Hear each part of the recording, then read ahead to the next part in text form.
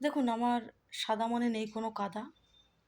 আপনারা সবাই মিলে এখন তুলুন চাঁদা এবং সেই চাঁদা দিয়ে পালিত হবে এবার গাধা। কে? সেটা হচ্ছে আমাদের গাধাংশু দাদা। হ্যাঁ, আপনারা সকলেই জানেন তিনি হচ্ছে আমাদের পশ্চিম বাংলার নাকি সবচেয়ে কম বয়সী আ এমপি তমলুকে দাঁড়িয়েছিলেন অভিষেক গাঙ্গুলির বিরুদ্ধে। এবার সেখানে এমপি হতে পারেননি। তারপর তিনি ভাবলেন চুঁচুড়ার বিধায়ক হবেন, এমএলএ হবেন। সেখানেও হতে পারেননি। আসলে ওনার দোষটা কোথায় বলুন তো? উনি না চটির গন্ধে চলেন। এবার চটির গন্ধটা যতটুক জায়গা পর্যন্ত পায় নাকে শুঁকতে ততটুক পর্যন্ত ওনার ভালো যায়। উনি এটা মনে করেন। তারপর যখন চটির গন্ধটা পাওয়া বন্ধ হয়ে যায়, তখন ওনারও ফল বিফলে চলে যায়। তো এবার ওনাকে তো কিছু করে বাঁচতে হবে, কিছুভাবে তো চলতে হবে।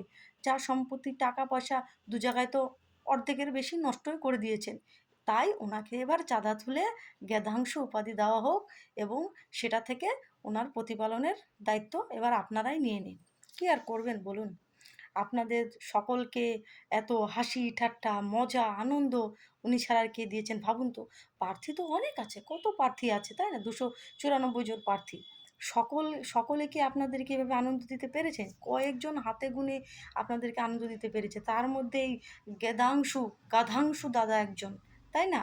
তাই অবশ্যই তার জন্য তার চাঁদার ব্যবস্থা অবশ্যই করা দরকার আমাদের সকলের মিলে।